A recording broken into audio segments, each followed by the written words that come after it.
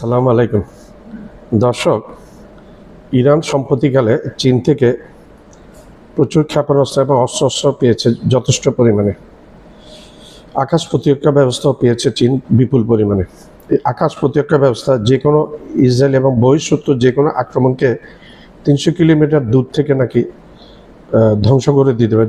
300 kilometre ইরানের আকাশ সীমা 300 কিলোমিটারের ভিতরে আসার আগে এগুলো ধ্বংস হয়ে প্রাপ্ত হবে। ইরান জানে, ইরান ভিতরে ভিতরে যুদ্ধের জন্য প্রস্তুতি নিচ্ছে। ইরান জানে বেইমান ইসরায়েল একটা বেইমান দেশ, ইসরায়েলকে বিশ্বাস করা যায় না। যে কোনো মুহূর্তে ইসরায়েল ইরানে আক্রমণ করে বসবে, এটা একেবারে 100% কনফার্ম। ইরান সেটা জানে। সে আশঙ্কা থেকে যুদ্ধের প্রস্তুতি নিতে শুরু করেছে ইরান, এবং পাশে পেয়েছে চীনকে। যদিও রাশিয়াকে সরাসরি ওইভাবে পাশে পায়নি, চীনকে পাশে পেয়েছে। Surface two air missile Iran পেয়েছে HQ-9 এবং HQ-16 এর বিশাল চালান ইরান হাতে পেয়েছে চায়না থেকে, চীন থেকে।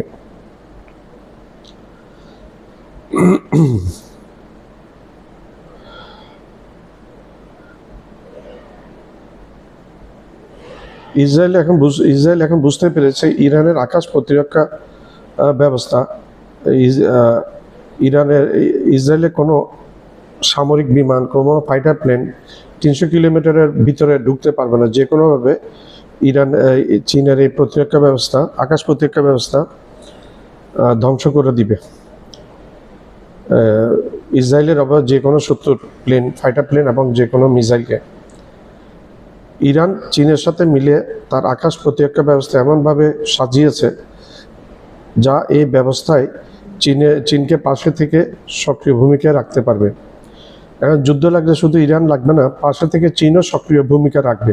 প্রচুর পরিমাণে এই চীনা মিসাইল সিস্টেম ইরানে পৌঁছেছে।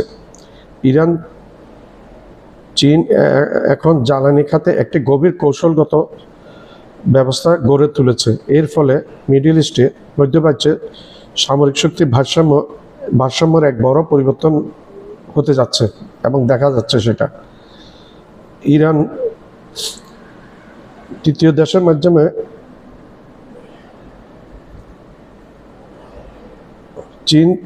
দেশের মাধ্যমে ইরানের তেল আমদানি করে আসছে। ইরান তেলের বিনিময়ে চীনের কাছ থেকে বিপুল পরিমাণ যুদ্ধাস্ত্র সংগ্রহ করছে। আসন্ন সংঘর্ষে চীন শুধু দর্শক হয়ে থাকবে না, তারা এতে সেও ইরানের সাথে যুক্ত হবে। আর এতে মাথা খারাপ হয়ে গেছে আমেরিকার। মিডল ইস্টে ইরান এবং ইসরায়েলের সংঘাতে চীন জড়িয়ে পড়া মানে মিডল ইস্টে আমেরিকার আধিপত্য, বড় ধরনের একটা ধাক্কা খাওয়া, বড় ধরনের একটা মার খাওয়া আমেরিকার আধিপত্য মিডল ইস্টে। বর্তমানে ইরান ব্যবহার করছে রাশিয়ান S-300 এবং ব্যবহার 373 মিসাইল সিস্টেম। এগুলো অনেক পুরনো সিস্টেম।